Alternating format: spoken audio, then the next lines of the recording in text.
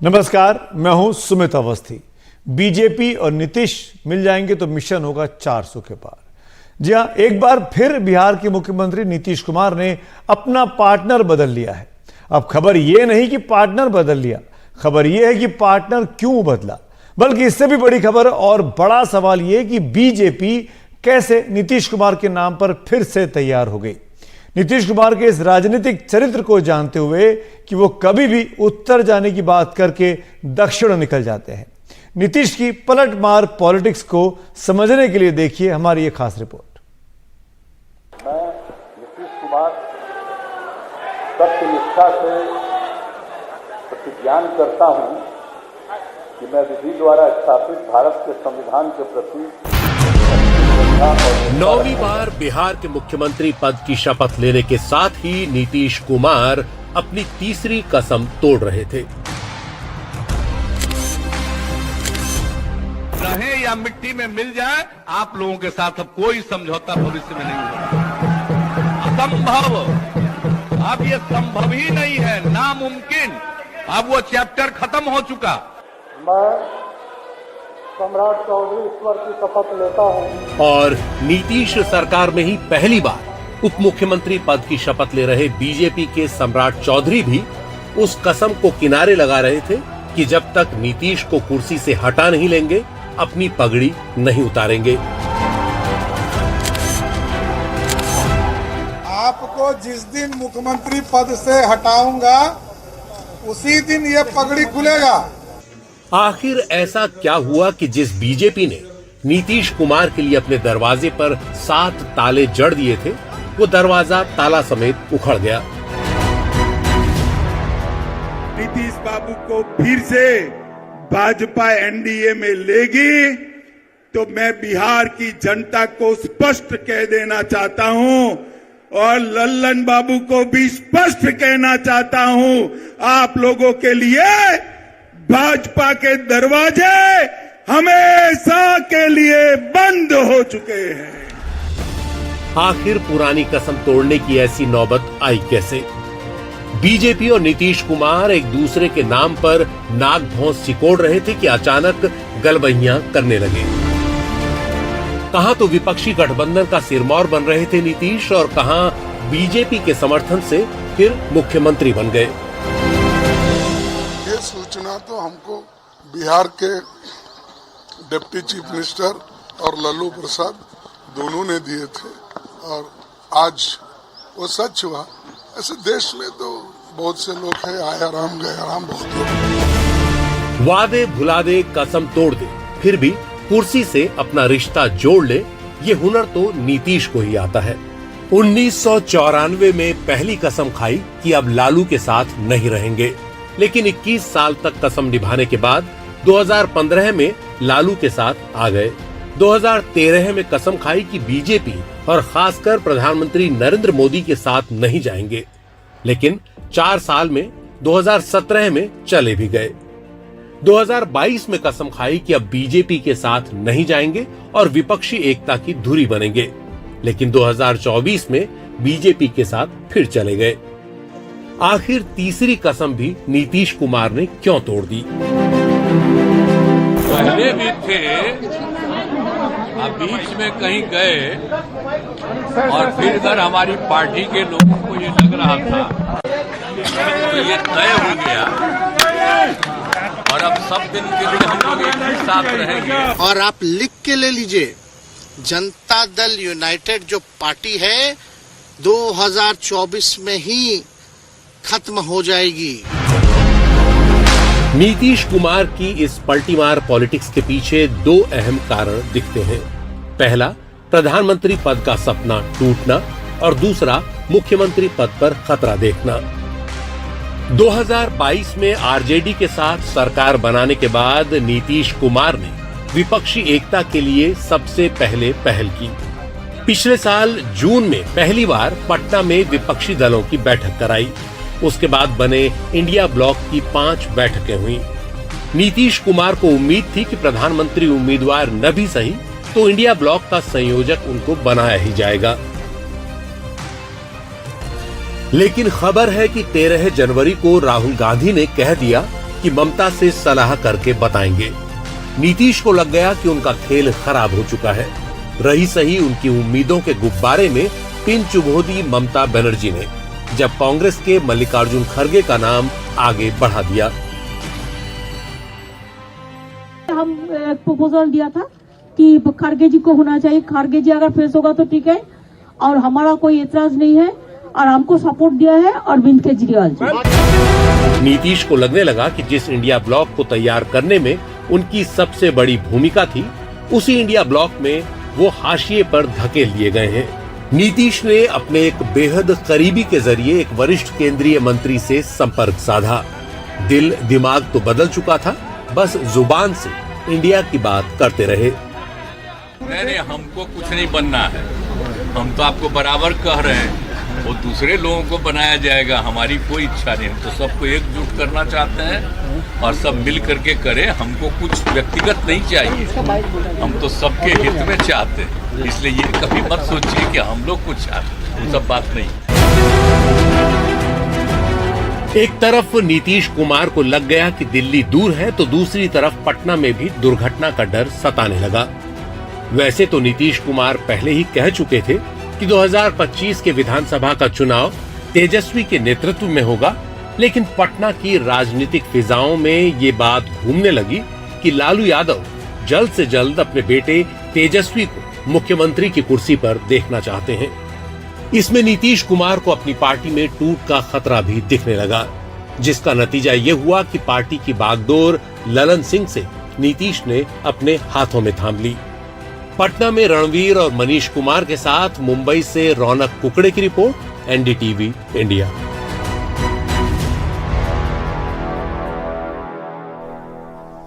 BJP और BJP के कई नेता कई बार बोल चुके हैं कि इस बार 400 पार, जी हां 400 पार सीटों का लक्ष्य बीजेपी ने रखा है।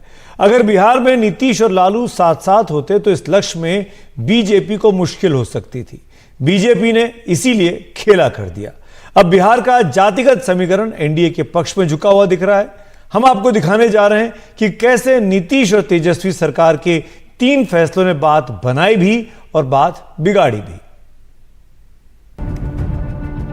जो तस्वीर 28 जनवरी को दिखी, उसकी पटकथा पहले ही लिखी जा चुकी थी। महागठबंधन में आने के बाद नीतीश सरकार के कई फैसले बेहद प्रभावशाली और चुनाव का रुख मोड़ने वाले दिख रहे थे। सबसे पहले नीतीश कुमार ने जातिगत जनगणना करवा दी। इसमें तेजस्वी की भी सहमति थी और उनकी जानकारी में ये बात हुई। फिर 2 नवंबर को पटना के गांधी मैदान में बीपीएससी के जरिए 1,20,000 शिक्षकों को नौकरी की चिट्ठी दी गई। ये काम तेजस्वी की जानकारी में हुआ, लेकिन उपलब्धियों के लिए लगे पोस्टरों में सिर्फ नीतीश का ही नाम और चेहरा था, तेजस्वी का नहीं। लेकिन 21 नवंबर को नीतीश कुमार ने ईडब्ल्यूएस समेत समूचे आरक्षण कोटे को 75% कर दिया, लेकिन इतने बड़े फैसले की भनक तेजस्वी को नहीं थी। सरकार की उपलब्धियों पर नीतीश तेजस्वी की तनातनी की आग बढ़ने लगी और इसमें भी घी का काम किया मोदी सरकार की तरफ से कर्पूरी ठाकुर को भारत रत्न देने के ऐलान ने। नीतीश को बीजेपी के प्रति नरमी दिखाने और महागठबंधन छोड़ने का मौका मिल गया। रामनाथ ठाकुर जी को भी फोन कर दिए प्रधानमंत्री जी, तो हमको सब यही फोन किए हैं, तो हमको तो खुशी है। हमको तो फोन नहीं किए हैं, लेकिन सब प्रेस के माध्यम से हम भी उनको बधाई दे देते हैं कि इतने दिनों से हम लोग मांग कर रहे थे। आप ये सब चीज मत कहिएगा कि हम लोगों की मांग थी, आप खुद कहिएगा कि वही कर दिए हैं, लेकिन तब भी आपको हम बधाई देते हैं। लेकिन हम लोग तो शुरू से करते रहे। नीतीश का मन डोल रहा है, इसको बीजेपी ने भांप लिया। हालांकि बीजेपी का प्रदेश नेतृत्व नीतीश कुमार के साथ गठबंधन नहीं चाहता था, फिर भी केंद्रीय नेतृत्व की पहल पर गठबंधन हुआ, तो इसके कई कारण गिनाए जा रहे हैं। अगर नीतीश तेजस्वी के साथ रहते तो बिहार में वोटों की जातिगत आधार पर ध्रुवीकरण तेज होता, यानी लड़ाई बैकवर्ड बनाम फॉरवर्ड होती, जिसमें इंडिया ब्लॉक को फायदा हो सकता था। बिहार में वोटों का गणित देखें तो ओबीसी 27.12% है, जिनमें यादवों की संख्या 14.26% है, ईबीसी 36% है, जबकि अनुसूचित जाति की आबादी 19.65% है, स्वर्ण 15.52% है और मुस्लिम 17.7%। नीतीश को साध कर बीजेपी ने ईबीसी और गैर यादव ओबीसी वोट को लामबंद करने की कोशिश की, जो मिलकर करीब 39% होते हैं। उसी कड़ी में ईबीसी से आने वाले सम्राट चौधरी को बीजेपी ने उप मुख्यमंत्री भी बनाया है। वहीं चिराग पासवान को साध कर बीजेपी ज्यादातर दलित वोटों को अपने खाते में लाना चाहती है। अगड़ी जातियों के बारे में ये माना जाता है कि वो बीजेपी के पक्ष में ही रहती हैं। इस तरह बीजेपी की पूरी रणनीति लालू तेजस्वी की पार्टी को यादव और मुसलमान तक ही समेट देने की दिखती है। बीजेपी इस गणित को देख चुकी है कि नीतीश कुमार के रहने से कैसे 2019 में एनडीए ने बिहार में 40 में 39 सीटें जीत ली थी। इस जातिगत समीकरण को साधने के बाद बीजेपी हिंदुत्व को अपने उस तुरुप के पत्ते को भी चल रहा है जो अयोध्या में राम मंदिर के निर्माण के रूप में मौजूद है। भारतीय जनता पार्टी के पूरे प्रदेश नेतृत्व और राष्ट्रीय नेतृत्व जब निर्णय लिया है कि हम नीतीश कुमार जी के साथ जाएंगे, तो मैंने कहा मैं अयोध्या जा रहा हूं, अब लोग सभी, विजय जी, प्रेम जी, संजय मयूर जी, सभी लोग जाएंगे और मैं अपना मुरेठा और सर को मुड़वा कर प्रभु श्री राम के चरणों में दूंगा। बिहार के विकास के लिए व्यक्तिगत कुछ नहीं हो सकता। बीजेपी को ये भी पता है कि नीतीश कुमार का समर्थक बदलकर सरकार चलाने की कोशिशों ने उनकी पार्टी को लगातार बेहद कमजोर किया है। 2010 में जेडीयू की विधानसभा में सीटें 115 थी, यानी अपने दम पर ही बहुमत से बस 7 सीटें कम। फिर लालू की आरजेडी से हाथ मिलाया तो जेडीयू को 2015 के विधानसभा चुनावों में 71 सीटें मिली, लेकिन 2020 में फिर बीजेपी के साथ हाथ मिलाकर चुनाव लड़ा तो नीतीश की सीटें खिसक कर 43 रह गई। तो सवाल है 2025 में क्या होगा? अगर गिरावट की यही रफ्तार रही तो जेडीयू का अस्तित्व संकट में आ सकता है। जानकार मानते हैं कि बिहार में जेडीयू जितनी कमजोर होगी, भारतीय जनता पार्टी को उतना ज्यादा फायदा मिल सकता है। लेकिन 2025 से पहले 2024 है, जिसके लिए नीतीश कुमार को साध कर भारतीय जनता पार्टी ने एक बढ़त तो बना ही ली है। सूत्रों के मुताबिक पर्दे के पीछे से जेडीयू बीजेपी को मिलाने में अहम भूमिका नीतीश के खासम खास संजय झा की और केसी त्यागी ने निभाई। पटना से मनीष कुमार के साथ रणवीर की रिपोर्ट, एनडीटीवी इंडिया।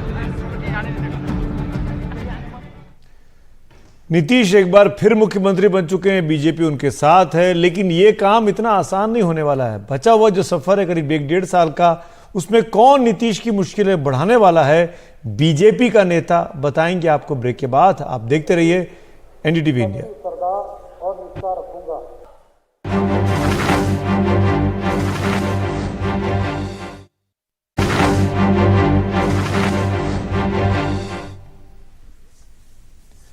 तो बात हो रही है नीतीश कुमार की। नीतीश कुमार भले ही ये कह रहे हो कि वो वहीं आ गए हैं जहां के थे, लेकिन ये रास्ता बहुत आसान भी नहीं है। बीजेपी ने जिन सम्राट चौधरी और विजय सिन्हा को नीतीश कुमार के साथ उप मुख्यमंत्री बनाया है, उन दोनों ने नीतीश कुमार की विधानसभा और विधान परिषद में काफी ज्यादा कहासुनी हो चुकी है। तो सवाल है कि नीतीश अपने मन की कर भी पाएंगे या अब की बार उनकी नकेल कस दी गई है। सच्ची श्रद्धा और निष्ठा रखूंगा। नीतीश कुमार मुख्यमंत्री तो बन गए, लेकिन बीजेपी ने उप मुख्यमंत्री के रूप में उन्हीं दोनों नेताओं को साथ में लगा दिया जिन्होंने कभी नीतीश कुमार की नाक में दम कर रखा था। मैं विजय कुमार सिन्हा। विजय सिन्हा जब विधानसभा के अध्यक्ष थे तो नीतीश ने उनकी मर्यादा को तार तार कर दिया था। मैं सम्राट चौधरी ईश्वर की शपथ लेता हूं। उसी तरह सम्राट चौधरी से भी बिहार विधान परिषद में नीतीश कुमार की तू-तू मैं हो गई थी, जिसमें दोनों नेता एक दूसरे को इतिहास बताने लगे। आपके लिए तो बोलना जरूरी है ना। हो चुका आप पहले थे कहाँ? आरजेडी में, उस पर कहाँ थे? जेडीयू। अब हो गए आप बीजेपी में। कार्यवाही में नहीं आए। कब कहाँ आप चले जाइएगा किसी को पता है? संयोग देखिए कि अब मुख्यमंत्री नीतीश कुमार के हर कदम पर इन दोनों उप मुख्यमंत्रियों की नजर रहेगी। Bureau report, NDTV India. तो नीतीश कुमार का आने वाला भविष्य क्या होगा, उस पर एनडीटीवी इंडिया की नजर रहेगी। फिलहाल अभी के लिए इतना ही। Good night.